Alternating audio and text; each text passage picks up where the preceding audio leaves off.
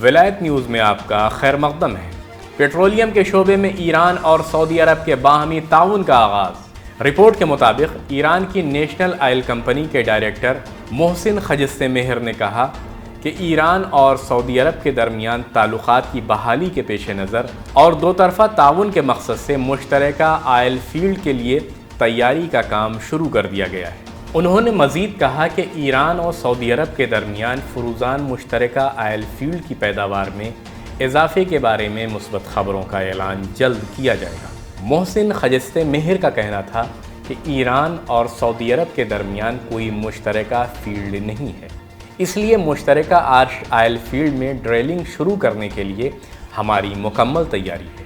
واضح رہے کہ عراق اور عمان کی میزبانی میں ایران اور سعودی عرب کے مابین 2 سال تک مذاکرات اور گفتگو کے بعد 10 مارچ 2023 کو بیجنگ میں ایران اور سعودی عرب نے تعلقات کی بحالی کا اعلان کیا، اور اسی سلسلے میں اہم پیش رفت کے طور پر 17 جون 2023 کو سعودی عرب کے وزیر خارجہ نے ایران کا دورہ کیا۔ ولایت نیوز میں آج اتنا ہی۔ بین الاقوامی اور اسلامی دنیا کی خبروں کو جاننے کے لیے ولایت نیوز سے جڑے رہیے۔